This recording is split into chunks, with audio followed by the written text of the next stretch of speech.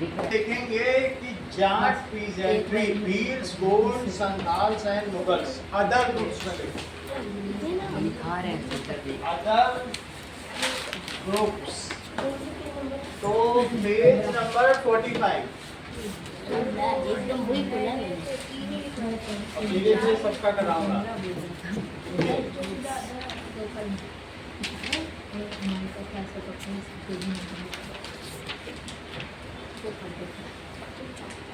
देखिए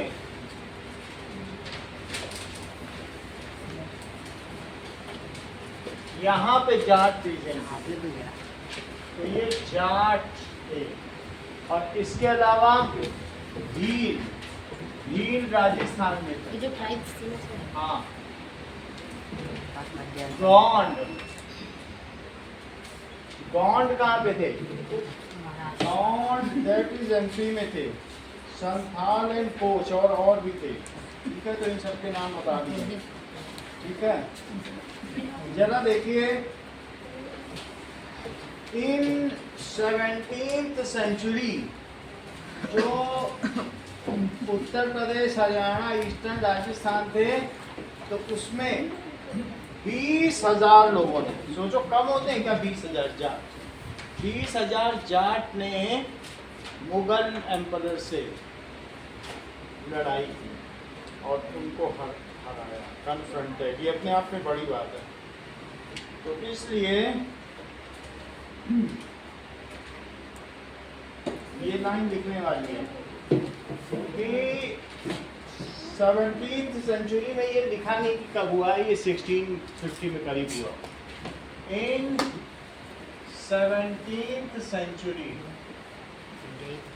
20,000 जाट्स, जाट हरियाणा में होते हैं वैसे, 20,000 जाट पीजेंट्री, पीजेंट्री का मतलब क्या होता है? किसान। कन्फ्रंटेड, कन्फ्रंटेड का क्या मतलब है? Fought war. किसके साथ? Fought war with Mughals. ठीक है, लेकिन उनका लीडर क्या हुआ? बोलो। But there leader was killed. और फिर क्या हुआ?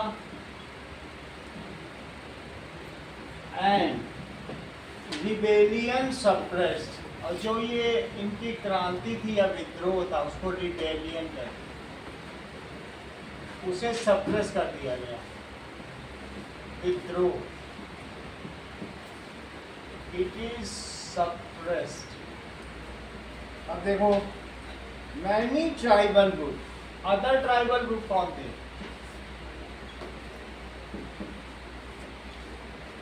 वहां चेक करो, that is Bhil, Gond, Santhal, Santhal UP के होते हैं। ठीक है, एंड कोच, कोच का पता नहीं कहाँ होते हैं, कोच। ठीक है, इन्होंने क्या किया? Fought with Mughal, fought with Mughal. मिलके किया था। क्या किया था?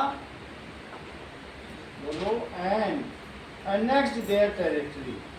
सर इन लोगों ने मिलके अटैक किया था। अलग अलग, वो बीच बीच में, जैसे औरंगजेब ने बहुत रिबेलियन झेले ना, बहुत सारे विद्रोह, ऐसे ये लोग बीच बीच में करते रहते। ठीक है, to annex, to get back their territory. मिल जाते थे और लड़ाई करते थे, टेरिटरी ऐसे करते थे। अब देखो, रानी दुर्गावती, ये किस किंगडम की थी? गरहा किंगडम। अगले पेज पे आओ। That is Garha kingdom. Rani Durgavati संभालती थी इस किंगडम। दुर्गावती, ज्यादा नहीं लिखना है लेकिन थोड़ा जानना चाहिए। वती वाज क्वीन। ठीक है, रूलिंग, ये रूल करती थी, रूलिंग अगर मैं गरहा किंगडम बोल रहा हूं तो तुम गौंड किंगडम ही समझो। गौंड एमपी की थी। इन्होंने क्या किया? She kept an army of 20,000 soldiers.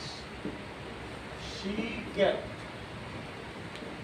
an army of 20,000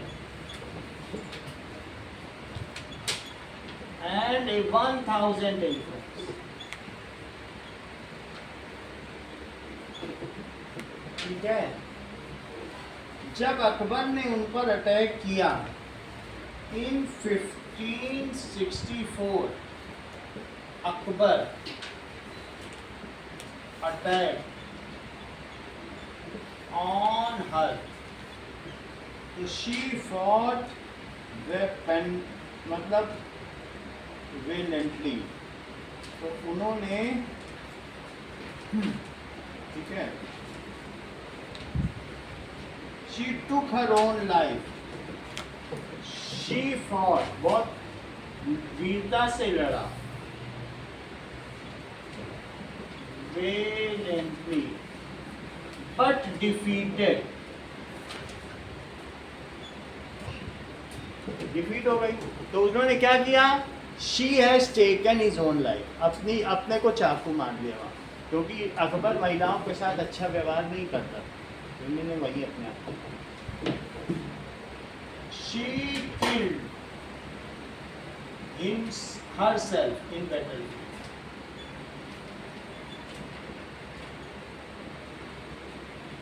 कि वो दुश्मन के हाथों ना जाए। इनको हीरोइक हिस्ट्री के रूप में याद किया गया। अब राजपूत किंगडम देखो, राजपूताना किंगडम,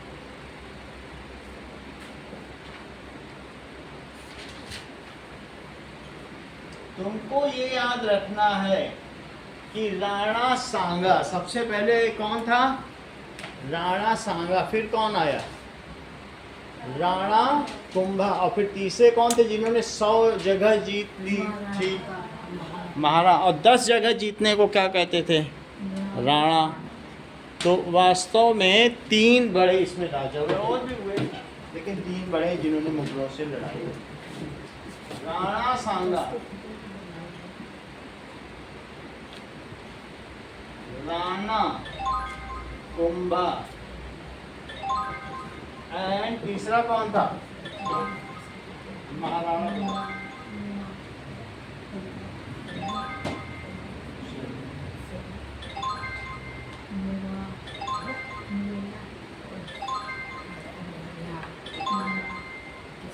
हेलो,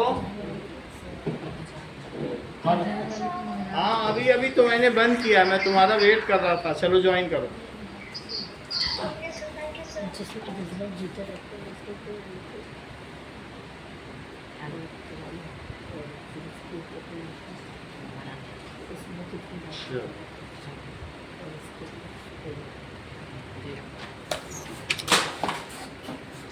बैग भी खा लेना। अभी ज्वाइन कर रही है इसको, चेक कर लो पूरा आ रहा है।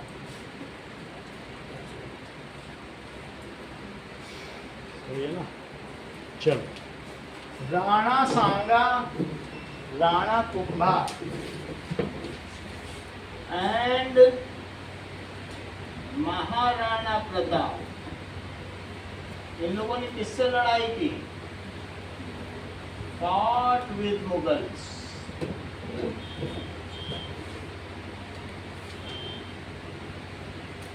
and defeated them many times. उनका राज्य तो नहीं ले पाए, लेकिन अपना राज्य बचा लिया many times. Kumbhalgarh made by Rana Kumbha, ठीक है। Mughal never captured Kumbhalgarh, made by Rana Kumbha.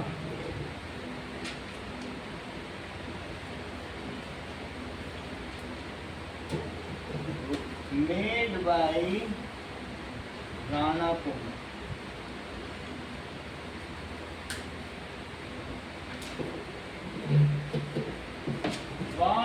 Akbar was undefeated by Mughals.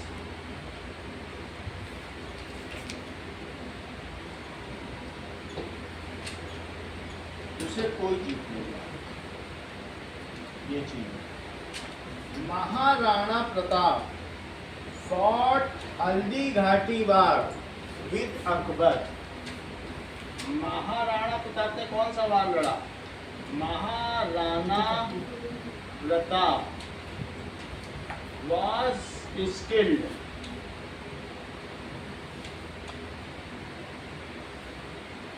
किसमें स्किल्ड थे? इन गुरिल्ला वारफेयर। बड़ो बुक में लिखा है पेज नंबर 47। गुरिल्ला वारफेयर में वो फेमस है, छुप के वार करना। ठीक है। He fought many wars। किसके साथ उन्होंने लड़ाई लड़ी? शिवाजी ने औरंगजेब के साथ लड़ी और महाराणा प्रताप ने अकबर के साथ।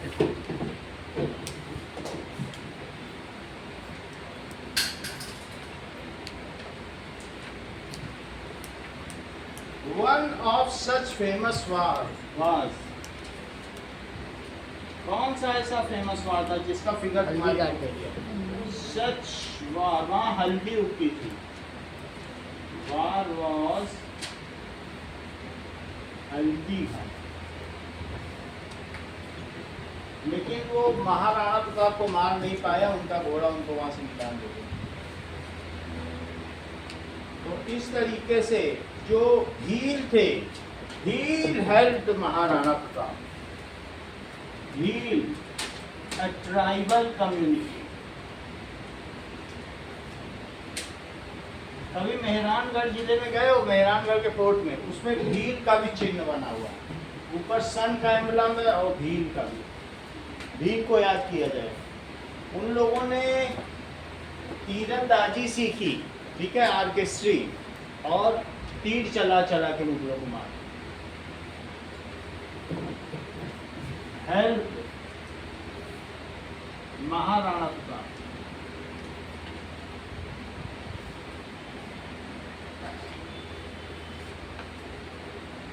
तीन बार।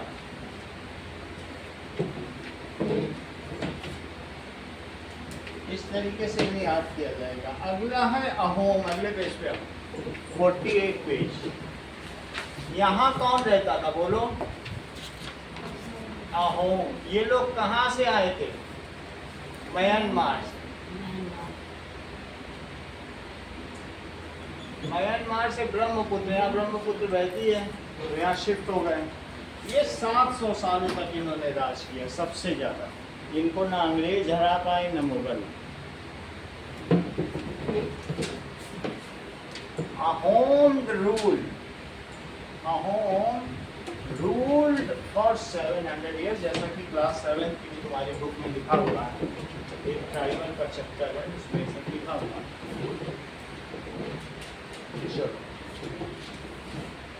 ठीक है।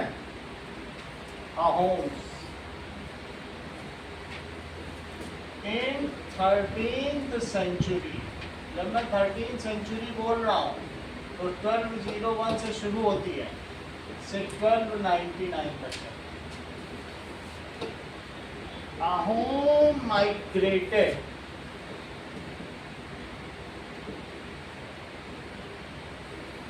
from Myanmar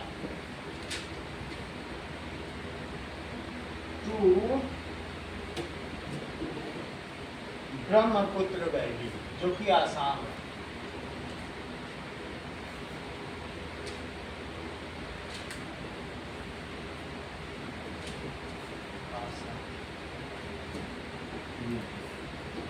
इन्होंने क्या किया? They ruled for, it was a tribal community.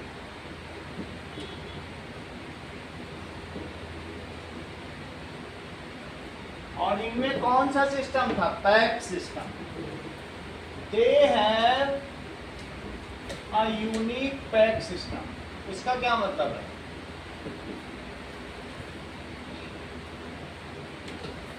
in which family member को क्या करना पड़ता था? फैमिली मेंबर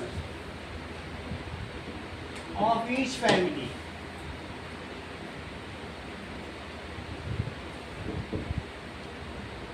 उनको had to serve in military, और उसके बदले में लोग उसे क्या देते थे? For shorter period of time, ज्यादा दिनों तक नहीं लड़ना पड़ता था, 3 साल के लिए, for some period, to get land. भाई तुमको जमीन मिल रही, 3 साल आर्मी ज्वाइन करने में क्या दिक्कत? To get land. इस तरीके से आयुष राज, इनके कबीले का हर व्यक्ति क्या हो गया था? ट्रेंड हो गया था। Every person of society, Ayush Raj तो राजी बोलते हैं। सो ठीक है, इन दिस वे इनका कबीले का हर मेंबर क्या हो गया? ट्रेंड हो गया। सो दे had large army, they had, उनका बहुत लार्ज मिलिट्री ग्रुप था, फाइटिंग ग्रुप। लेकिन क्या कोई परमानेंट आर्मी थी? और क्या ये उनको सैलरी देते थे? आरव राज कुछ नहीं, बस जमीन दे देते थे। तो वो लोग कितनी बड़ी आर्मी हो गई, सैलरी भी नहीं देनी पड़ेगी। विदाउट परमानेंट आर्मी, बुक में लिखा है कहीं विदाउट परमानेंट आर्मी? पढ़ो। पैसा कैसे कमाते थे? इनकी कोई आर्मी नहीं थी, पैक सिस्टम था। समझ लो कहाँ लिखा है, PAIK लिखो, पैक मैंने गलत लिख दिया, PAIK, पैक सिस्टम। अच्छा, दे डिफीटेड औरंगजेब। औरंगजेब ने क्या किया बोलो? Aurangzeb with 30,000 soldiers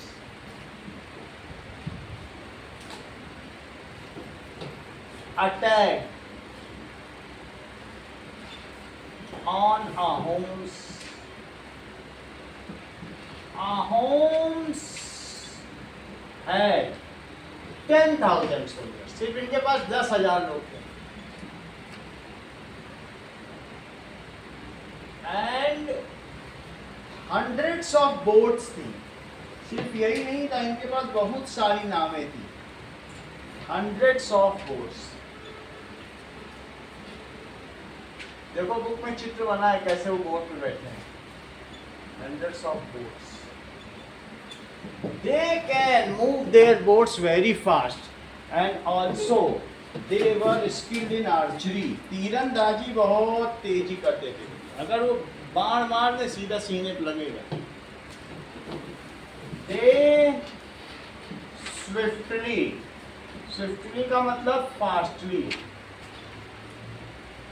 sailed the boats, अपनी बोट्स को बहुत तेजी से वो खेलना जानते थे। और स्विफ्टली सेल्ड या fastly sailed boats,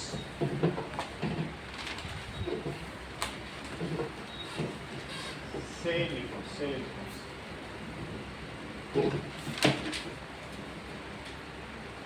and skilled in archery. Archery का मतलब है शूटिंग एरो, धनुष बाण मारने। दे डिफीटेड मुगल आर्मी, उनका जो जनरल था राम सिंह, उसे हरा। दे डिफीटेड मुगल आर्मी, मुगलों को हरा दिया। 30,000 की सेना को 10,000 ने हरा दिया। दे रूल्ड देयर टेरिटरी। कितने साल तक रविंद्र? 700 सबसे ज्यादा इन्होंने शासन किया, अंग्रेज भी हिम्मत नहीं जुटाता। For 700 years. और जब भारत आजाद हो गया तो जवाहरलाल नेहरू से मिलने आए, हाथ जोड़ के मैं आप में मिलना चाहता हूँ। खुद ही मिल गए Bharat.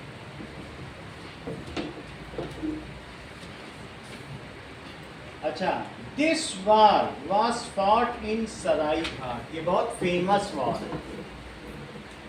The war between Ram Singh, a chief of, कौन था Ram Singh? Chief of Mughal and Ahoms was fought in कितने ईयर में? 1671 में, in battlefield of Saraighat. ये जो सराय घाट है ये ब्रह्मपुत्र नदी के पास ही है, और आज इसको नाव गुवाहाटी कहा जाता है। सराय घाट का नया नाम क्या है? गुवाहाटी। तो अहोम की वीरता के कुछ किस्से आपने सुने, और राम सिंह ने कहा कि मैं इनको देख के दंग रह गया। ये लोग गुरिल्ला वारफेयर करते थे। दो चित्र बने, दोनों देख लो। एक में दिखाया गया battle of Saraighat, Ahom warriors during the battle of Saraighat. वो तोप का इस्तेमाल कर रहे हैं, चेक कर दो पेज नंबर 49 पे। तोप भी है उनके पास, मिला। और साथ में सेलिंग बोट देखो कितनी तेजी से नाव चला रहा है।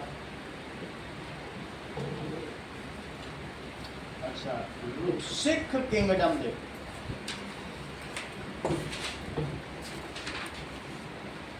जो शुरू में सिख थे, गुरु नानक देव ने लड़ना नहीं सिखाया था, उन्होंने धर्म सिखाया था। लेकिन उन्होंने आत्मरक्षा के लिए बाद में तलवार उठा ली, क्योंकि औरंगजेब इनको बहुत ज़्यादा क्रूएलिटी करता है ना। सो 15th सेंचुरी में गुरु नानक ने क्या मैसेज किया? ठीक है, द फर्स्ट सिख गुरु। ये जो फर्स्ट सिख गुरु थे ये कब आए? उस समय तो बाबर भी नहीं आया था। बाबर तो 16th सेंचुरी में आया। Time period of Guru Nanak. So that is सही है 1496 इन्होंने अपनी प्रीचिंग दी। तो बाबर तो 1526 में आया था ना। ये कोई लड़ने थोड़ी चाहते थे किसी से। First Sikh founded Sikh religion. Sikh का क्या मतलब होता है?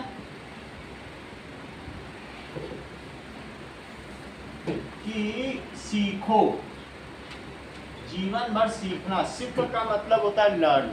सिख का क्या मतलब होता है? सीख। तो दैट इज क्या सीखना जीवन में? That is, he has given. He gave message of equality, compassion. कि सब लोग समान हैं।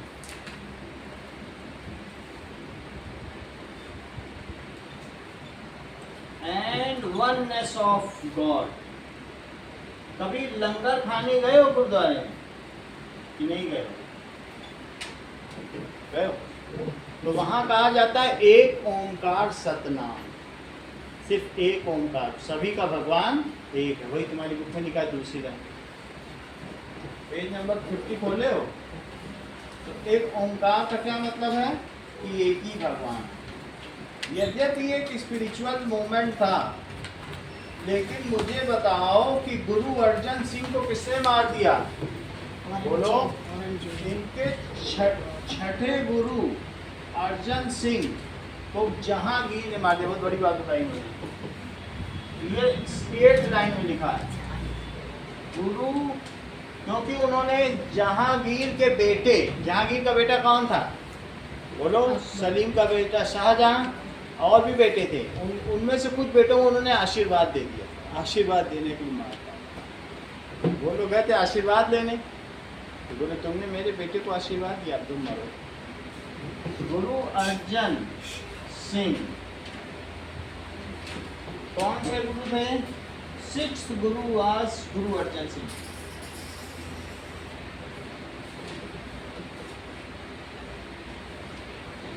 फिफ्थ थे गुरु अर्जन सिंह, जो 5th सिख गुरु थे। 5th सिख गुरु को किसमें मारा? was killed by Jahangir. उसके बाद इन्होंने शस्त्र उठा लिए सिख लोगों ने कि हमारे गुरुओं को तुम मार रहे थे। ठीक है, अब जरा देखो,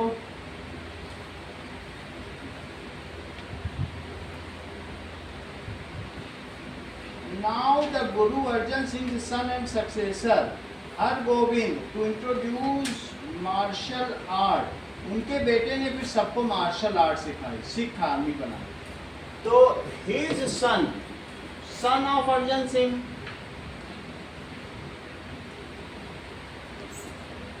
he got taught martial art to Sikh community।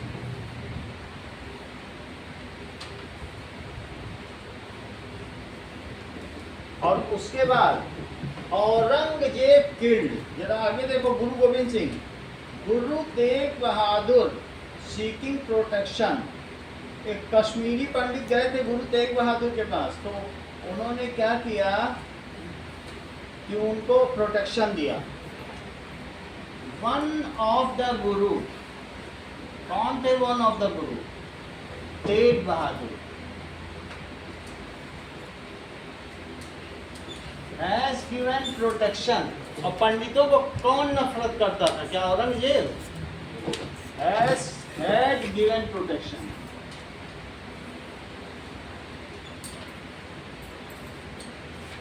तो कश्मीरी पंडित, क्योंकि औरंगजेब उन्हें परेशान कर रहा था, और वो लोग भाग के गए कि भाई तुम लोग मार्शल आर्ट जानते हो, मुझे कुछ सुरक्षा दे दो।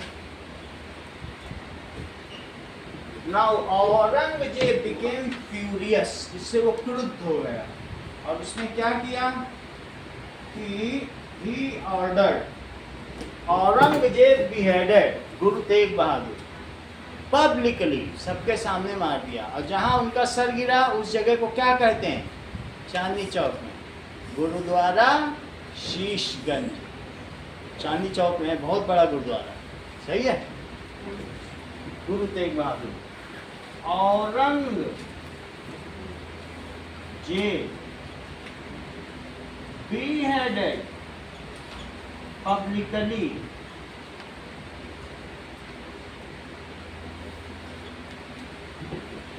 तेग बहादुर।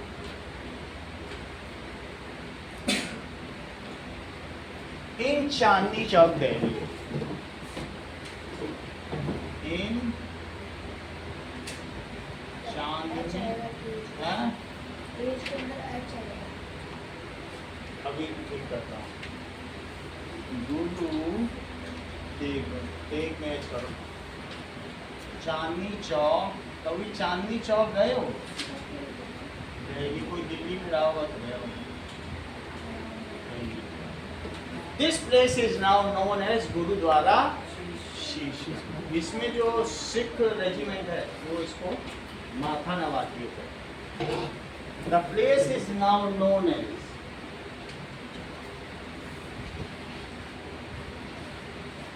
गुरुद्वारा शीश।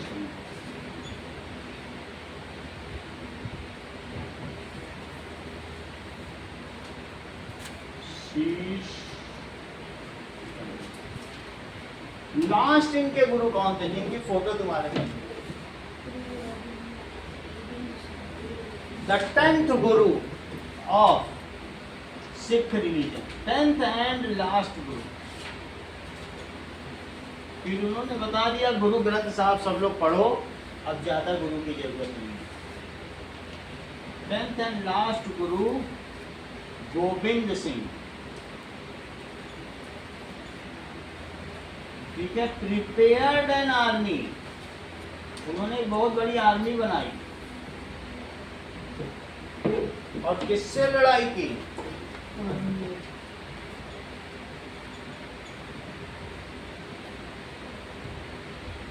And fought with Aurangzeb. किसके दोनों बच्चों को दीवार में चुनवा दिया गया था? बोलो। His both young sons, उन्हीं के बेटे थे। ठीक है, वो को क्या कर दिया गया? चुनवा दिया। अब चुनवाने की इंग्लिश क्या होती है? नहीं मालूम होगा तो लिख देंगे किल्ड। सही है। जो गुरु तेग बहादुर थे, देखो तुम्हारी बुक में लिखा है 9th गुरु थे। और His both son, तुम्हें ये याद रखना पड़ेगा, चुनवा दिया गया बट किल्ड लिख दो। Was killed by Aurangzeb. His both sons were killed by Aurangzeb.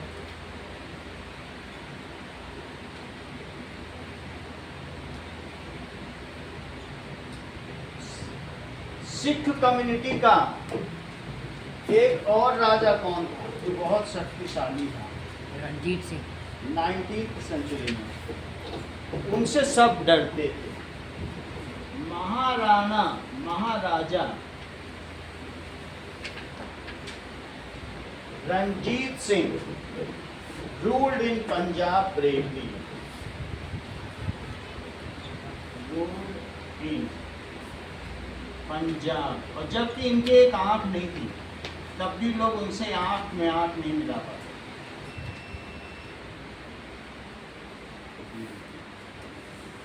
ठीक है। और ही एक्सपेंडेड सिख एम्पायर, इन्होंने सिख एम्पायर बढ़ाया। ठीक है।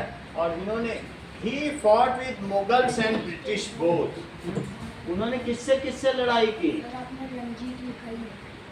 पहले तो तेग बहादुर की स्पेलिंग ठीक करें। महाराजा रणजीत सिंह।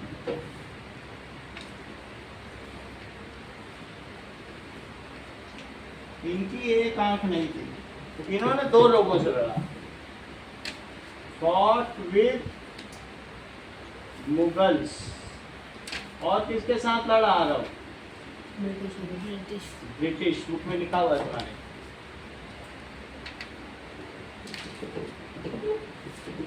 ये तो सारे रूलर के नाम हो गए। कौन कौन थे? अहोम थे, भील थे, गोंड थे, रानी दुर्गावती भी गोंड ही थी। सही है।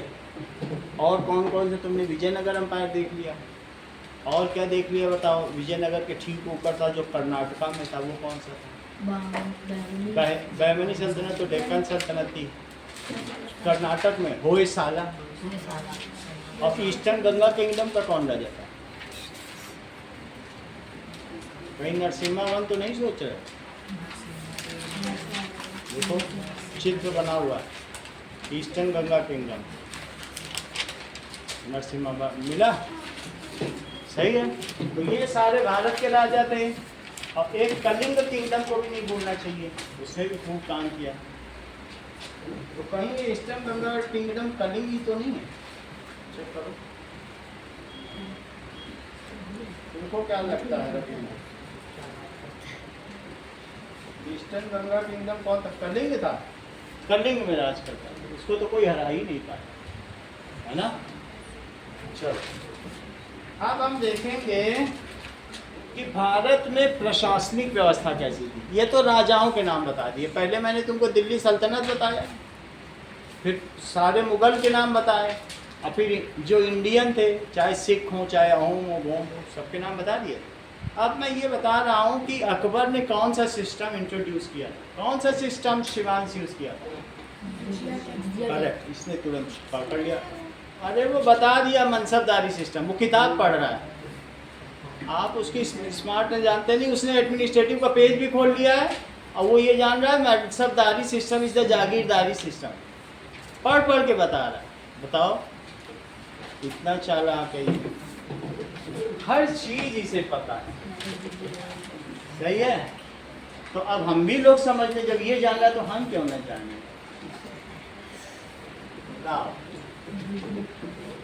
शिवांश का कहना है कि अकबर ने कौन सा सिस्टम लगाया, बताओ।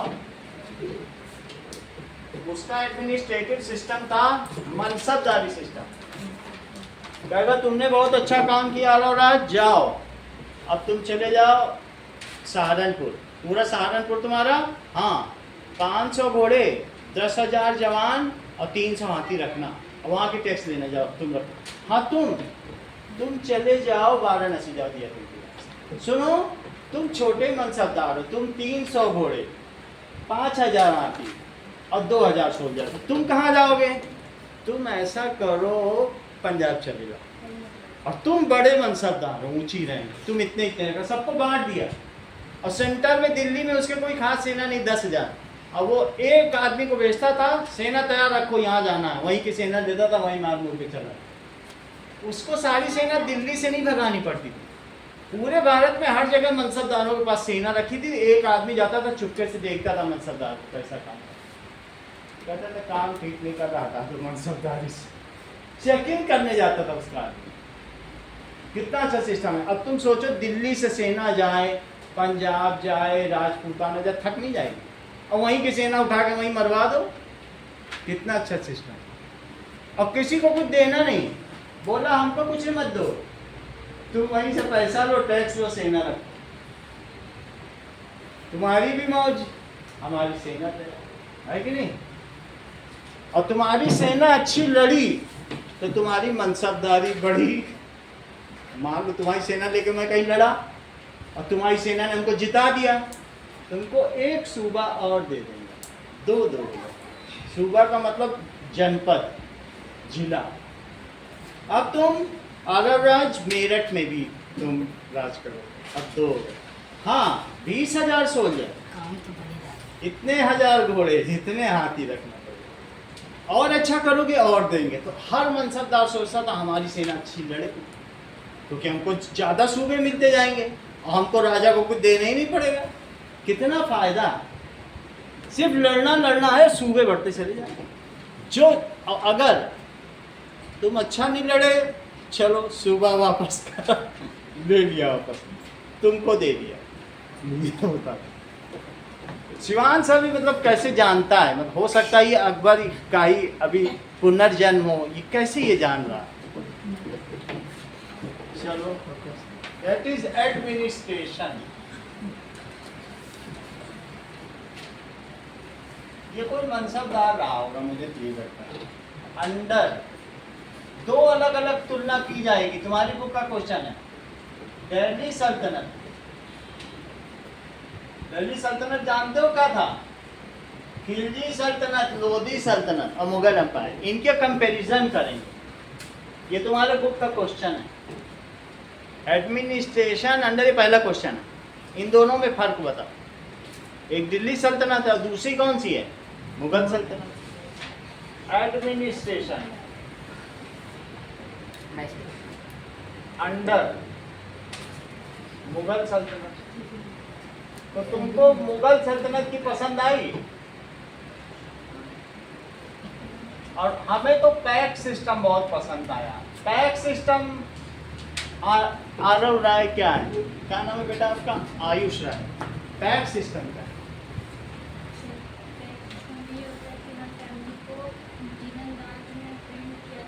और जमीन दे दी जाएगी, सही काम करेगा। चलो वो तो इंडियन सिस्टम था, इनका देखो।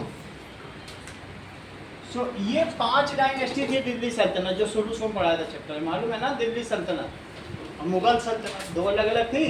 इसमें खिलजी थी, लोधी थी, सैयद थी, स्लेव डायनेस्टी थी, मामलुक थी, और एक और कोई नहीं थी, तुगलक। तुगलक तो बहुत फेमस था। उन लोगों ने क्या सिस्टम बनाया? तो इन्होंने क्या किया? सुल्तान वाज एब्सोल्यूट अथॉरिटी, इसमें सुल्तान था एब्सोल्यूट।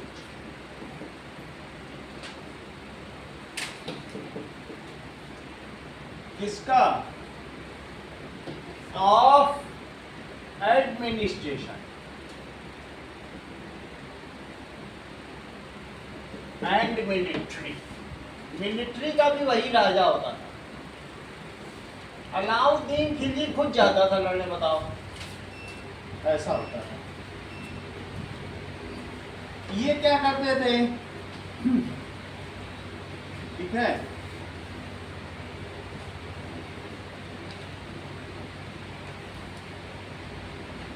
His duty was, उसकी ड्यूटी क्या रहती थी?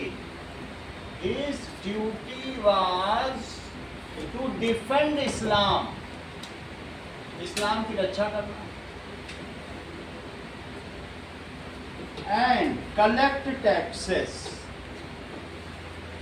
and वो खुद कलेक्ट करता था टैक्स। ये तो ज्यादा अच्छा काम नहीं कि सुल्तानी टैक्स कलेक्ट करे, बहुत प्रीमेच्योर सिस्टम।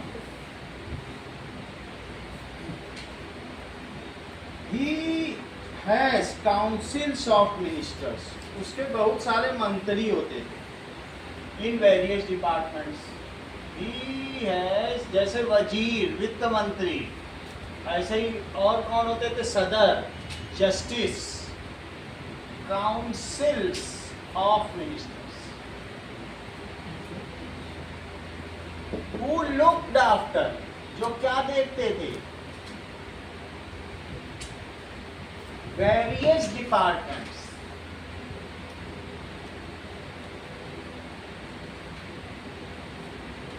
एग्जाम्पल वजीर, वजीर को क्या कहते थे?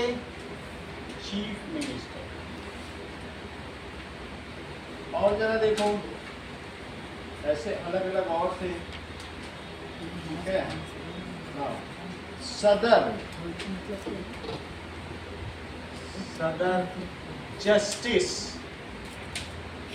जो न्यायाधीश होते थे ना, काजी।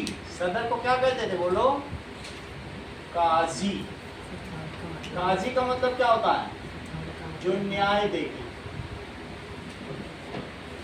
अब ये देखो, इतना तुम्हें समझ में आ गया? Name of 8 ministries under Akbar, तो वो सब वही थे।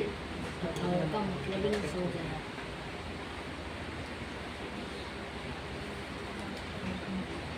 ऐसा ही करते थे। अब देखो, name of ministries under Delhi सल्तनत।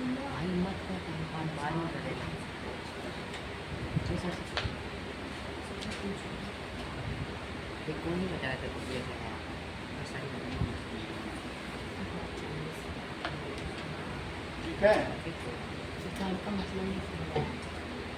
अब देखो, सर आ रहा तो थर्ड का मतलब समझ नहीं आया। है इसको थर्ड का मतलब समझ नहीं आया। थर्ड ये वाला ना, yes sir. Councils of minister, मंत्रियों की एक समूह, उनके पास मंत्रियों का समूह था।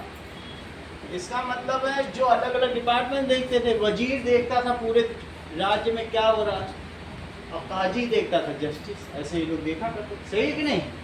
These are called Diwans. इनको क्या कहते थे?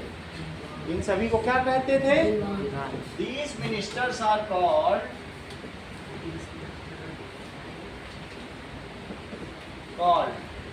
दीवान। अब अगला देखो, इनका ये सिस्टम था। इसमें क्या सिस्टम था कि दे, एक नया नाम, दे इंट्रोड्यूस्ड इक्ता सिस्टम। इक्ता वर्ड तुम्हें दिखा बुक में? इक्ता सिस्टम, ये क्वेश्चन हर टेस्ट में आएगा तुम्हारे, जिसमें क्या होगा? इन विच, जो इक्ता होती है, या ये कह सकते हैं टेरिटरी, टेरिटरी का ही दूसरा नाम इक्ता होता है। वॉज असाइंड टू टू नोबेलिटीज, दरबारियों को क्या दे दिया जाता था कि जाओ तुमको सहारनपुर दिया तुम दरबारी, तो एक और उनको जमीन दे दी। अब वो क्या कहलाएंगे Aarav Sharma? Now these are called iqtadar. पढ़ो बुक में, मतलब तुम दूसरा पैराग्राफ बड़ा वाला पढ़ोगे तो इसमें इक्तादार पढ़ रहे हो, कहीं लिखा है ना। उनको क्या कहेंगे भाई? जिसको इक्ता मिल गई, जमीन मिल गई, वो क्या कहलाएगा? These were called iqtadar. इनको इक्तादार करेंगे। इनका काम क्या होता था? They look after local administration, ठीक है।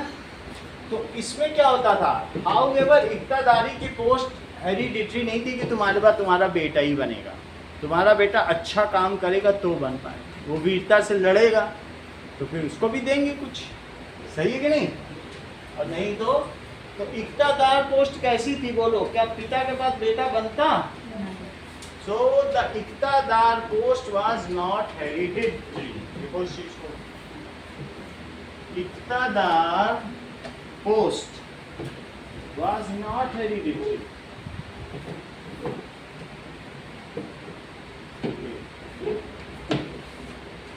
इक्तादार पोस्ट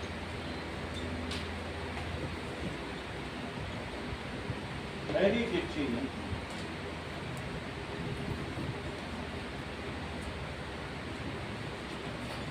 अब हम बात करते हैं, चार चीजें तुम्हें बताई।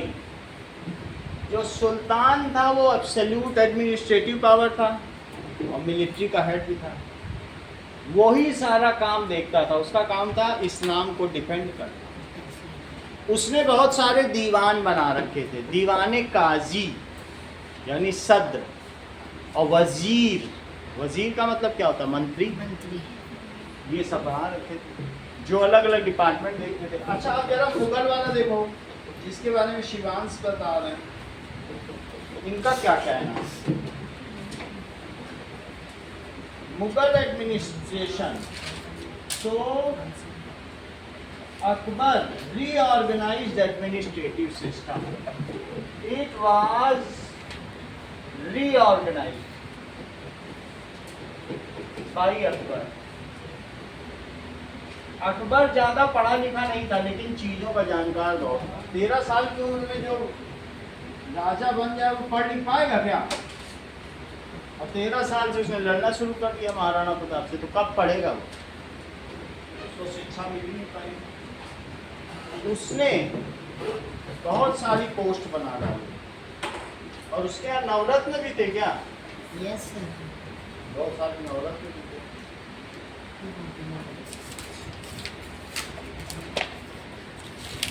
चलो तो क्या क्या उसने किया ये देखें। Now he had administrative machinery reorganized. It was reorganized by Akbar. He has various ministries. बहुत सारे मंत्रालय। लुक्ड आफ्टर बाय, कौन उन्हें देखता था?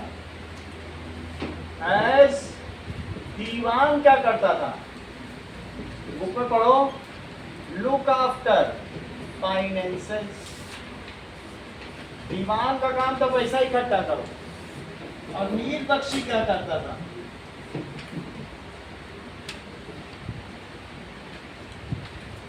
लुक आफ्टर मिलिट्री, मिलिट्री को देखता। सेंटर में सबसे ज्यादा सेना थी 1 लाख। बोलो खाने सामान क्या करता था? खान ए सामान। लुक आफ्टर पब्लिक वेलफेयर, लोग क्या ठीक ठाक हैं, वो खाने का सामान देखता था। बोलो खाने सामान क्या करता था? खाने का सामान देखता था, लोगों को मिल रहा है। पब्लिक को ट्रेड, इंडस्ट्री, एग्रीकल्चर, क्या वो व्यापार कर पा रहे हैं? और खाने का सामान वो महल में भी देखता था, रानियों से पूछता था तुम्हें खाने का सामान मिल रहा है, तो वो खाने का सामान देखता। सद्र फॉर जस्टिस, सद्र तो वहां पर भी था, वो किसके लिए था? जस्टिस। और बताओ, जस्टिस एंड एजुकेशनल मैटर, वो लोगों में शिक्षा देता था, ऐसे करता था। ठीक है। Each minister was provided with 12 सूबा, हर एक मिनिस्टर को कितने जिले मिलते थे? ईच मिनिस्टर, बहुत बड़ी बात होती है, कानपुर एक जिला है, जोधपुर एक जिला है, ऐसे 12 जिले दे दिए जाए आराध्या तुमको, तो तुम 12 जिले की महारानी बन जाओ। ईच मिनिस्टर had got 12 सूबा, 12 सूबे मिले थे। That is सूबा। तुम सूबा ना बोलना चाहो तो प्रोविंस बोल दो, अंग्रेज लोग इसे प्रोविंस कहते हैं। ठीक है। अब जरा देखो,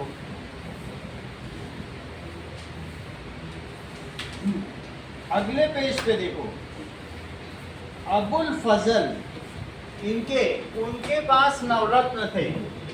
He also has 9 talented persons who were skilled in different field, अलग अलग फील्ड में। जैसे कि एग्जाम्पल, तानसेन, बीरबल, अबुल फजल, इनको वो क्या कहता था? अबुल फजल। These are called Todarmal.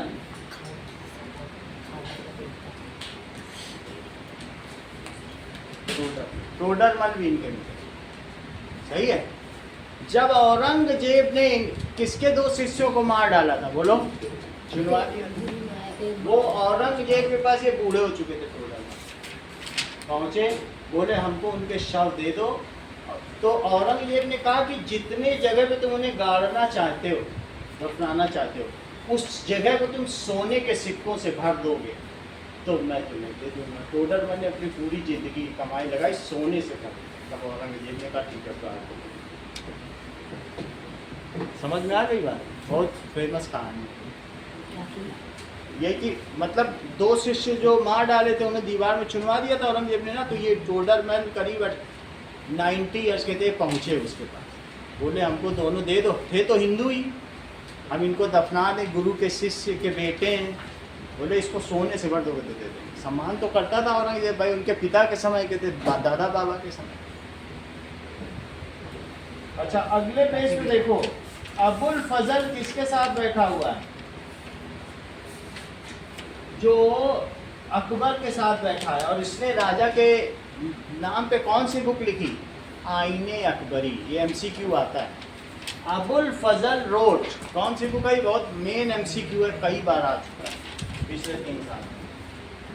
Abul फजल को देख रहे हो ना, सामने बैठा हुआ है लाल टोपी में। फजल रोट आईने अकबरी, उसमें अकबर की सारी सिस्टम का मिलता है हिसाब किताब। अब जरा देखो, देखो तुम्हारे चौथी लाइन पढ़ो तो पता चले, 54 पेज की। आइन ए अकबरी मिली कि नहीं मिली? पेज 54 खोलो, जिसमें अकबर की सारी सिस्टम मिल गई। सही है। अब अगला देखो, अकबर इंट्रोड्यूस्ड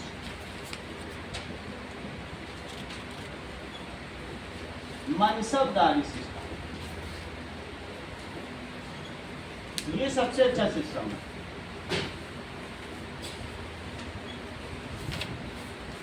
इस सिस्टम में उसने क्या किया बताओ? According to rank of military officer, कोई इसमें विंग कमांडर होगा, तो कोई ग्रुप कैप्टन होगा, कोई कारपोरल होगा, कोई सार्जेंट होगा, कोई जेडब्ल्यू होगा, सबके हिसाब से उसने जमीन बांट दी अकॉर्डिंग टू रैंक। ठीक है, अकॉर्डिंग टू रैंक। रैंक का क्या मतलब होता है? मनसब या रैंक। वो क्या करता था? लोगों को जमीन बांट देता था। ठीक है, चलो, ही डिस्ट्रीब्यूटेड लैंड।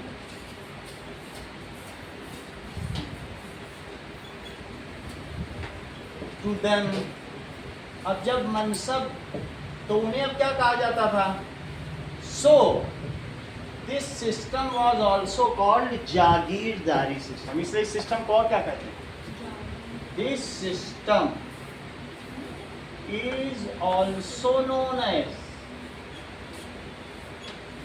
जागीरदारी सिस्टम। जैसे कभी कभी तुम लोग बात भी करते हो ना कि तुमको कहीं की जागीर मिल गई है क्या? जागीर का मतलब जमीन। दे कैन, वहां से वो क्या कर सकते थे? Collect taxes from that land. So these mansabdars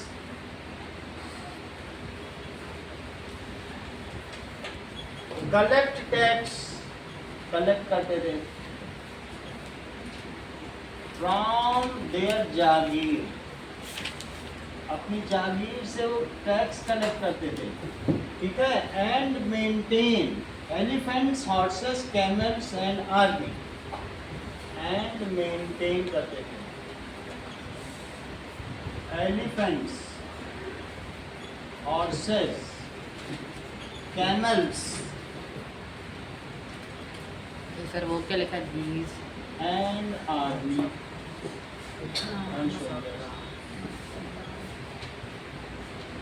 बोलो, बताओ तो बताओ। सर वो क्या लिखा? चीज लाए पर ये इसके these- ऊपर यहाँ सर नीचे। दीज मनसबदार, ये मनसबदार क्या करते थे? वहां से जमीन से टैक्स करते थे, ये सब मेंटेन करते थे। ठीक है, ये सारी चीज थी। वो क्या करते थे? They collect tax only 1/3 of total production. बहुत ज्यादा टैक्स नहीं लेते। ठीक है, so Muslim official in his administration rarely exceeds 1/3 of total. And rarely exceed का मतलब उनमें हिंदू लोग भी थे, लेकिन हिंदू लोग 33%। जो ये शासन मैंने बताया इसमें हिंदू थे, लेकिन हिंदू कितने थे? 33% ज़्यादा है कि ज़्यादातर वो मुस्लिम रखते थे, और मुस्लिम से ज़्यादा भरोसा उनको बाहर के मुस्लिम पर था, क्योंकि वो खुद ही बाहर से आए थे। तो जो इंडियन मुस्लिम थे उन पे भरोसा नहीं करते थे कन्वर्टेड। किस पे ज़्यादा भरोसा करते थे? जो बाहर से। बाबर अपनी 1000 की सेना लेके आया था, और अभी भारत में 17 करोड़ मुसलमान। 1000 से बढ़ते बढ़ते कितने हो गए? 17 करोड़। मतलब बाकी तो कन्वर्टेड ही हुए। उसने सब हिंदुओं को कन्वर्ट कर दिया। किसी की बेटी उठा ले गया, किसी की बहू उठा ले गया। बोलो कन्वर्ट कर रहे हो कि हिसाब किताब कर लोगों ने का कन्वर्ट कर दिया वापस। ऐसे जिजिया कर लगाया था, जूते मारता था सर जो जिजिया देने जाता था, अपमानित कर दिया। इतनी बात तुम्हें पता चल गई। आगे देखो, उनके जो टोडरमल थे उन्होंने क्या किया बताइए? टोडरमल ने लैंड का सर्वे कराया और सबसे अलग अलग टैक्स लेता था। धान की खेती वालों से अलग, गेहूं की खेती वालों। बहुत अच्छा एफिशिएंट सिस्टम बना दिया। मैं भी टोडरमल की कहानी बता रहा था ना तुमको, कि जिसने सोने से कब्र को ढक दिया था। उसने पूरी ज़मीन का सर्वे किया, किसके पास कितनी ज़मीन है, नाप जोख की, और तब उसने रेवेन्यू सिस्टम को बहुत तगड़ा बनाया। ये पेज नंबर 55 के सबसे ऊपर लिखा है, जरा पढ़ो। टोडरमल का नाम है, एक बार पढ़ लो, कभी आएगा तो सीख लोगे। टोडरमल ने क्या किया? पढ़ो, पेज 55 खोलो, कराते हैं, सबसे ऊपर की लाइन पढ़ो। तो टोडरमल ने क्या किया बोलो? एफिशिएंट रेवेन्यू सिस्टम बनाया। उसने ज़मीन की नाप जोख की और फिर उसके बाद टैक्स लगाया। जो जैसी फसल उगाएगा, सस्ती फसल उगाओगे तो सस्ता टैक्स देना पड़ेगा, महंगी उगाओगे तो महंगा देना। अच्छा, लोगों में जरा देखो पीपल्स की लाइफ कैसी थी। पीपल्स की लाइफ थी, वो मिलजुल के रहते थे। पीपल आपस में झगड़ा नहीं करते थे, समझ आया? क्योंकि दूध तुमको मुस्लिम से लेना है, अब मुस्लिम को अपना कपड़ा हिंदू से सिलवाना है। तो ऐसे ही हम लोग आज भी रह रहे हैं, गंगा जमुनी तहजीब। तो राजा भले ही हेट करता हो, इवन औरंगजेब के समय में भी लोग हेट नहीं करते थे एक दूसरे से, वो मिलजुल के रहते थे। समझ में आई बात की नहीं? लेकिन राजा लोगों का क्या था कि इस्लाम को बढ़ाना है, हमको इन्फिडेल्स को मारना है, हमको उनके मंदिर को, टेम्पल्स को डिमोलिश करना है। बट पीपल के बीच में ऐसा नहीं था। ये चीज़ बताई गई है कि people as a common people कैसे। तो वो देखो अगले चित्र में रवीन 2.30 में क्या बताया गया, बताओ।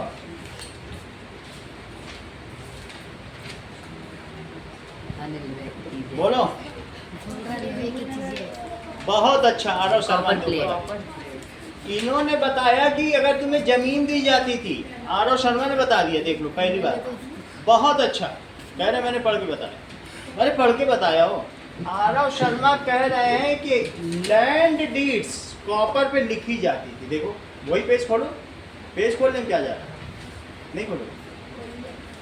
अच्छा घड़े देख रहे रहट, सुनकर के रहट की आवाज़ें यूं ऐसे लगे शहनाई बजे मेरे देश की धरती। उसको रहट देखने में मजा आता। अरे मैं कह रहा हूँ कॉपर सिस्टम खोली, जब तक कि आरव शर्मा ने सब बता डाला कि देखो कितनी बड़ी बात बताई। विजयनगर एम्पायर में लोगों को जमीन दी जाती थी तो कॉपर पे इंस्क्रिप्ट करके दी जाती थी, खोद खोद के। ये जमीन रविंद्रा के नाम ट्रांसफर की जाती है, सोच के उनको वो पट्टा दिया था। अभी खत्म होगा, कागज गल जाएगा, लेकिन ये नहीं होगा।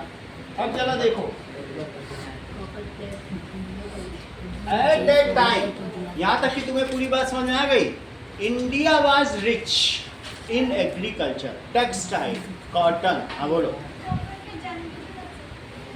जंग लग जाएगी, उसको ठीक से रखना, लगी जाती है। कॉपर पे रस्ट लग जाती है ना? कॉपर के लोटे वोटे देखें कैसे रस्ट लग जाती है नीचे, तो लग जाएगी तो खत्म हो जाएगा। तुम उसे कागज में लपेट के हवा ना लगने, हीट लग गई तो तुम्हारी जमीन गई। अब ये देखो अगला सवाल कि क्या उस समय इंडिया रिच था? इतने रूलर्स ने राज किया। अगर रिच ना होता तो अंग्रेज आते क्या यहाँ पे? रिच तो रहा होगा। मुगल्स के समय में भी रिच रहा होगा। मोहम्मद और गजनवी ने 17 बार लूटा, तब भी रिच रहा होगा। रिच तो रहा होगा ना? क्यों? क्योंकि कलिंग में, हुबली में बहुत व्यापार होता था। बंगाल में इतना सोना आता था, लोग सोना दे जाते थे और कहते थे मुझे कॉटन दे दो, तुम्हारा कॉटन जो है मलमल बहुत अच्छा। वो केरला पहुंच जाते थे, विशाखापट्टनम में और वह कालीकट में, और कहते थे मुझे ये जो 300 मसाले हैं वो दे दो। हमारे यहाँ तो वही बर्गर खाया जाता है, उसी में बस अजवाइन का छिड़क के खाते हैं, उसके अलावा मसाले। तुम्हारे इतने मसाले, और सोना दे के जाते थे, मसाले लेके, सोने से भर गया। अच्छा, साउथ को अंग्रेजों ने कभी लूटा नहीं, इसीलिए कभी तुमने देखा साउथ की वेडिंग में वो 10 किलो सोना पहन के कोई भी ब्राइडल उससे कम नहीं चले। देखा है?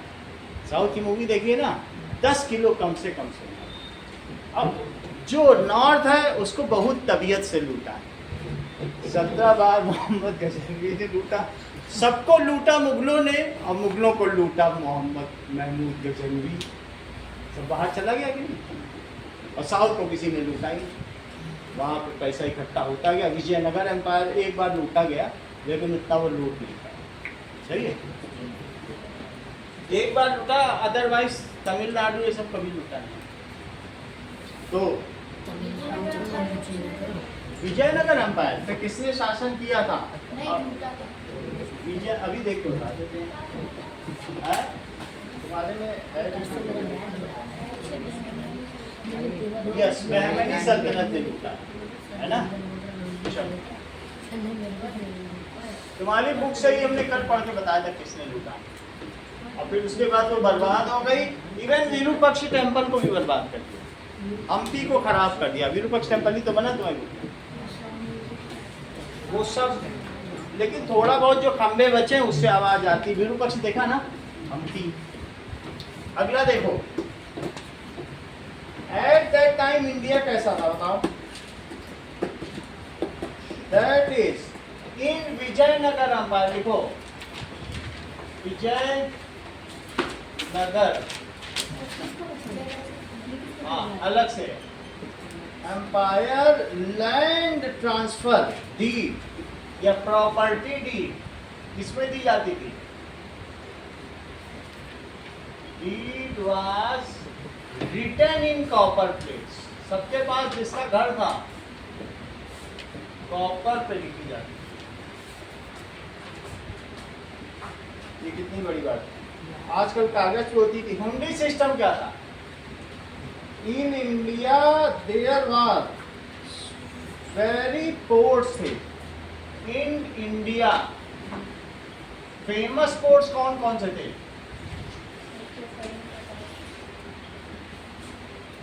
सोचो 7,000 टन के जहाज, इतना गहरा पानी था, 30 मीटर गहरा, ये 3 मीटर है, 10 मंजिल गहरा पानी, जहाज तैर तैर के आ जाते थे आराम से, फंसते नहीं थे, बीच नहीं था। जहाज तैर के आए, पत्थर से टकरा, उसी को तो पोर्ट कहते हैं। और बीच ही होगा तो फंस जाएगा, जहाज आ पाएगा क्या? तो कहाँ कहाँ बीच था जहाँ 30 मीटर तक का गहरा पानी था? बताओ, 4 नाम बता दो। इससे पहले कि आरव शर्मा बता, उसी पेज पे लिखा जहाँ हाथ रखा हूँ, छिपा के बैठा है, तुम बता दो। लिखा लो, सूरत, अर्शित ने सबसे पहले बता दिया। कालीगढ़ बोला, मैं बताऊंगा ही। ठीक है, मसूलीपट्टनम, बैंगलोर, पढ़ने में आ रहा है? पेज 56 में खोजो, खुद खोजना है। सूरत, मसूलीपट्टनम, हुगली, सर मिल गया। ठीक है, मसूलीपट्टनम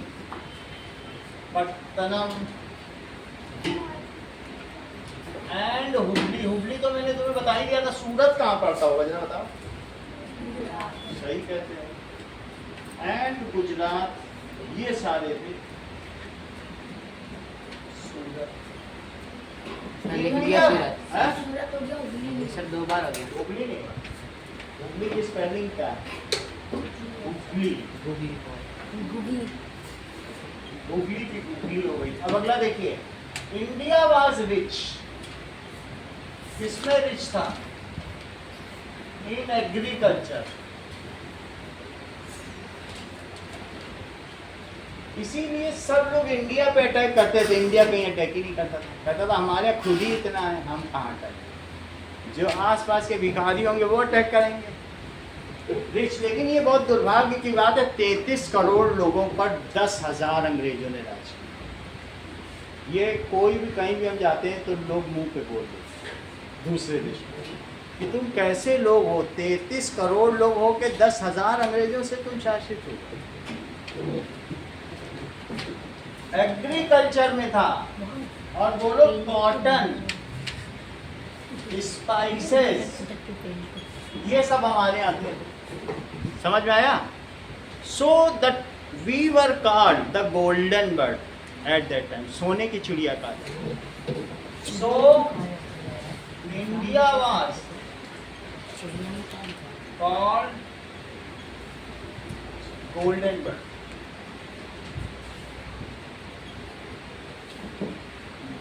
जहाँ डाल डाल पर सोने की चिड़िया करती है बसेरा, वो भारत देश है मेरा, वो भारत देश। डाल डाल पे सोने की चिड़िया, समझो ऐसा हो, इसीलिए लोग यहाँ आते गए।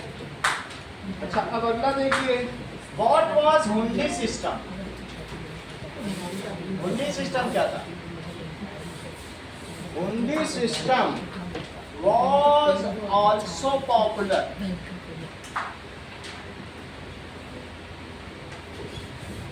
In India. देख लो, मान लो हर्षित गए एक पेपर पे लिखवा के कि मुझको कहाँ जाने पे, दुबई जाने, दुबई तक हुंडी सिस्टम चल रहा है, मुझको इतना पैसा दिया जाए। वहाँ दुबई के सेठ, तुम दुबई की सेठ लो, ये वहाँ से निकाल रहे हैं, हाँ हाँ इन सेठ को तुम जानते हैं, इनको दो इतना पैसा। अब इनको रास्ते में इनको पैसा कोई लूट पाएगा? रास्ते में पैसा ही लेके नहीं चलना पड़ता था तुमको, बस एक कागज, ठीक है, या ऐसा भी हो सकता था नोट होते थे, नोट समझो कागज, कागज के आधे हिस्से फाड़ के और नंबर डाल के आधे दुबई भेज दिए और आधा कागज इनको दे दिया, उस कागज पे लिख दिया इनको 10,000 दे, पेज नंबर 13, वो 13 निकाल के मिलाया, अरे कागज से कागज मिल गया।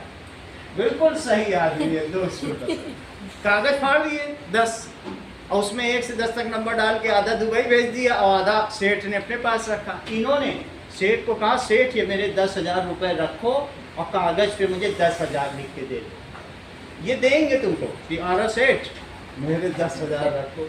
आरो कहेंगे ठीक है, तुम 9 नंबर तुमको दे रहा हूँ और वहाँ के 9 नंबर के कागज से कि तुम्हारा कागज मिल गया तो तुम्हें वो 10,000 दे देगा, हमारा उससे अच्छा संबंध है, हमारा लड़का वहाँ बैठा हुआ है, अच्छा हमारा भी, हमारी बिटिया शादी करके बैठी है, हमारे ताऊ कलकत्ता में बैठे, हमारी चाचा है, हुंडी सिस्टम। अगर किसी ने कागज ही चोरी कर दिया, कागज गुम तो बेकार सब गया। कागज कौन लेगा भाई? कागज तो तुम कहीं छिपा भी लो, नोट कहाँ छिपा, सोना कहाँ छिपा, कागज छिप जाता है। और किसी को क्या पता, वो ऐसे फटे पुराने कपड़े पहन के चलो लगे कि किसान अब पहुंच जाओ वहाँ पे और अपना कागज 9 नंबर का दिखाओ, 10,000 का व्यापार करो जबरदस्त, बढ़िया। इसको कहते हैं हुंडी सिस्टम। समझ में आ गई ना हुंडी सिस्टम? ठीक है,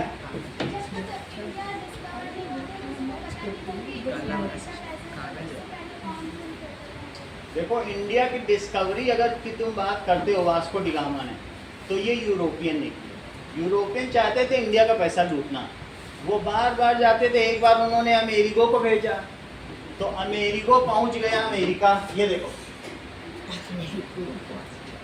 ये, और इन लोगों ने, ये था यूरोप, ये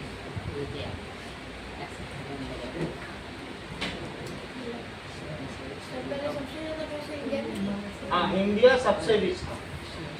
इंडिया वर्ल्ड की 40% इकॉनमी इंडिया में, 40% सोचो कितनी ज़्यादा होती है।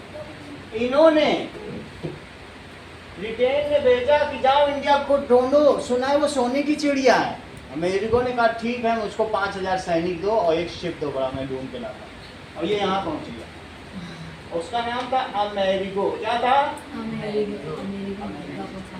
ठीक है, अमेरिको गया तो उसने बोला यही इंडिया है, यहाँ के लोग तो बड़े लाल लाल, और उनको बोल दिया रेड इंडियंस, सही है। और रानीस बोल दिया मैं तुम्हारा काम करके आ गया, लेकिन वहाँ लोग बहुत भिखारी हैं, कुछ नहीं है उनके पास, बेकारी, तुम परेशान।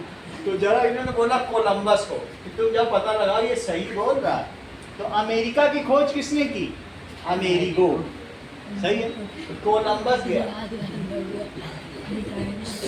कोलंबस जब गया तो कोलंबस यहाँ गया, फिर यहाँ गया और फिर इधर आ गया, और यहाँ पर मैरियाना ट्रेंच है, बड़ा खतरनाक, वो कहते नहीं बरमूडा ट्रायंगल, बड़े बड़े जहाज, जहाज से ऊपर तो लहर उठ रही, उसकी हालत खराब हो गई, कहे जान बचाओ भैया। और वो यहाँ से भगा, बोला इधर नहीं जाना, और भाग के वापस आया अपने सैनिकों का, लौटो, लौटते लौटते लौटते लौटते यहाँ तक आ गया, साउथ अफ्रीका। इसको कहते हैं केप ऑफ गुड होप। क्या कहते हैं? Good hope. अभी इसका नाम क्या है? Cape Town. क्या नाम हो गया? Cape Town. अब वो बोला मैंने इंडिया खोज लिया, लेकिन वहां के लोग भिखारी ये परेशान। तभी ये था कोलंबस।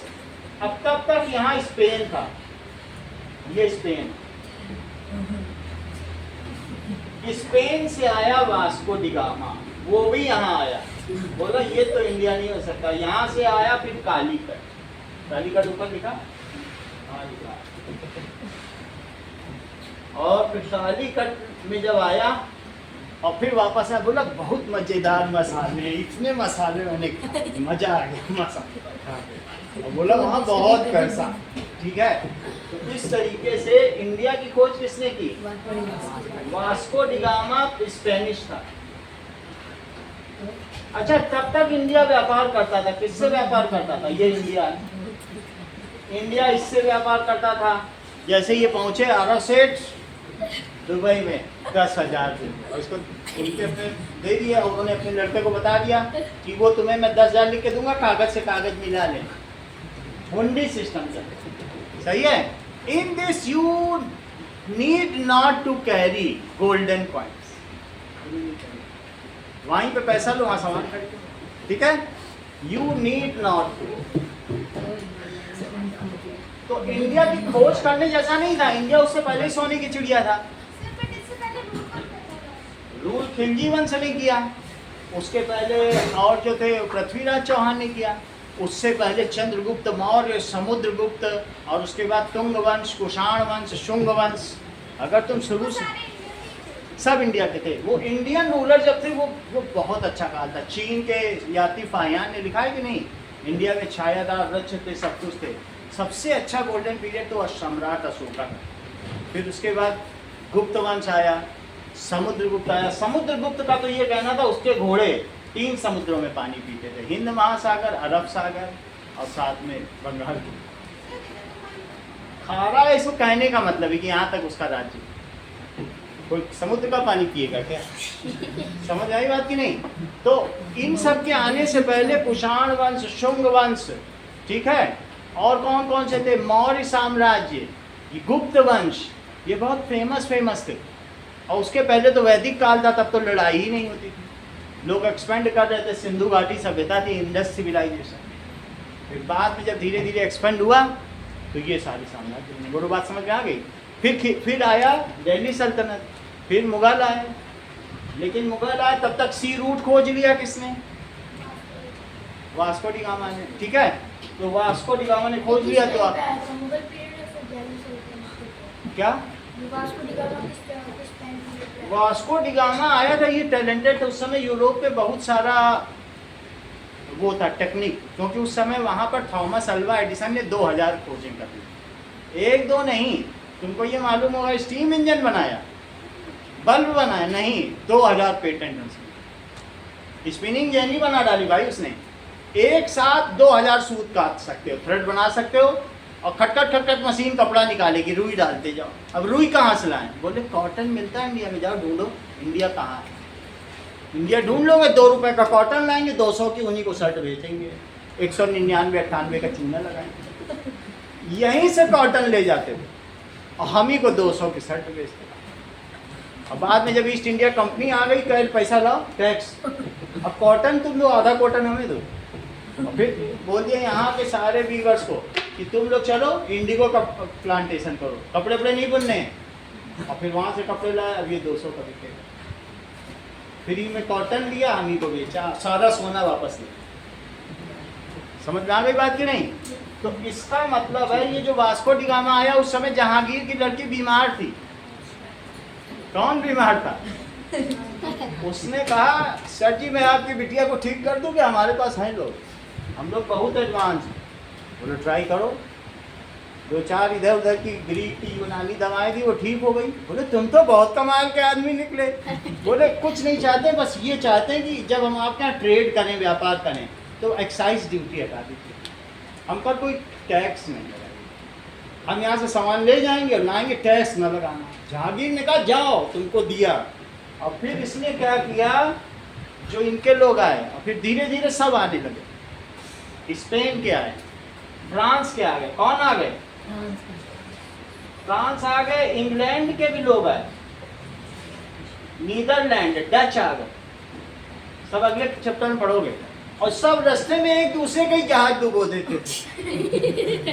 कहते थे हमको इंडिया जाना है, तुम कहाँ जा रहे हो? गोलीबारी करके मार देते थे, लूट लेते थे, जहाज डुबो। एक आदि पहुंच पाता था, 10 चलते थे। सब लड़ाई करते थे, इंडिया जाना है रुई लेने। सही है। तो कहीं डच ने शासन किया, कहीं फ्रांसीसी ने, लेकिन लास्ट में किसने शासन किया? East India company. अच्छा, इंग्लैंड में 20 कंपनी थी जो चाहती थी इंडिया से व्यापार करना। और ईस्ट इंडिया कंपनी ने बक्सा खोला, बोला एलिजाबेथ सोना देखो, सिर्फ मुझे ऑर्डर दो कि मैं इंग्लैंड से जा सकता हूँ व्यापार करने। और ये जो 19 लोग खड़े हैं इनको किक मार के गेट आउट करो, इनको मत भेजो, सोना देखो और देखो सोना क्या बहुत है, इससे ज़्यादा सोना क्या चाहिए। सोना खोल दिया उनके सामने। तो एलिजाबेथ ने सोल प्रॉपर्टी किसको दे दी, पूरा अधिकार ईस्ट इंडिया कंपनी को। ईस्ट इंडिया कंपनी ने यहाँ जम के लूटा। और जो यहाँ नवाब थे उस समय, कौन लोग रहते थे, अवध का नवाब सिराजुद्दौला, और जो यहाँ से लूट के जाते थे उनको नैबाब कहते थे, क्योंकि जब उनका शिप वहाँ पहुँचता था वो उसमें से सिर्फ सोना ही सोना निकलता था, वो नैबाब कहलाते सबसे। समझ आया? कोलार में, कलिंग में। इतनी बात तुम्हें समझ में आ गई?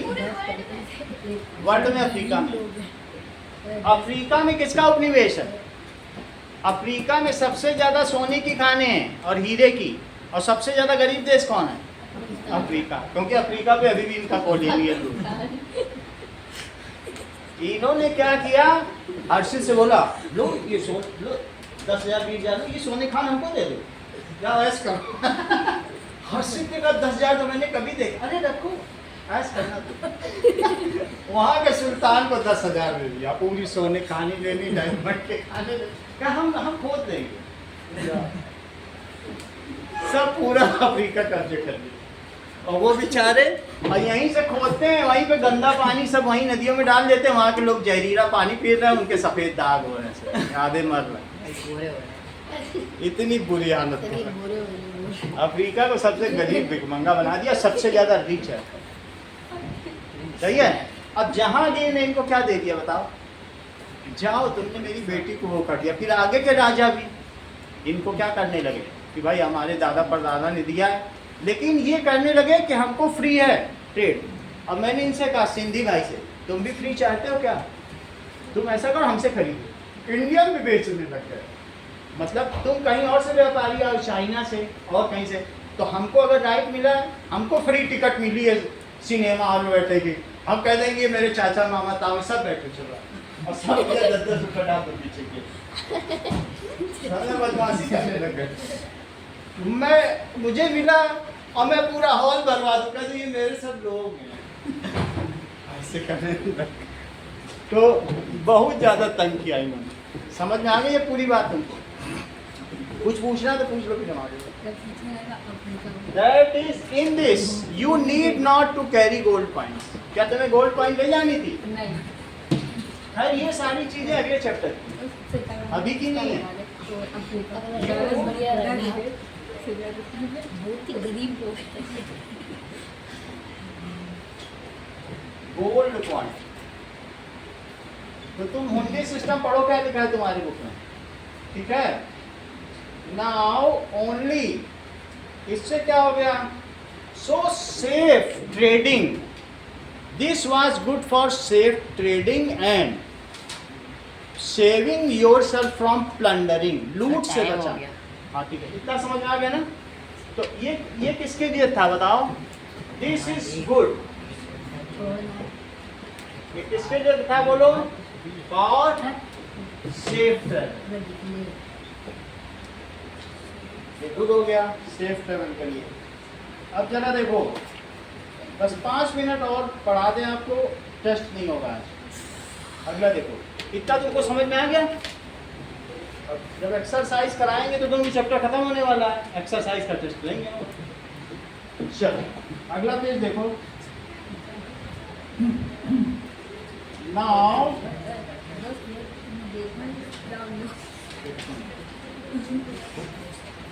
अब जरा देखो, बस इतना ही रखिए आज के लिए। अब ये चैप्टर खत्म हो गया, कल तुमको इसके क्वेश्चन आंसर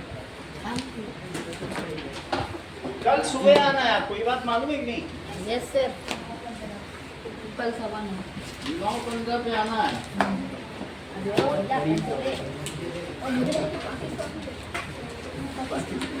ये बोल पानी देना चाहिए सर बंद कर दो वीडियो। बंद करो।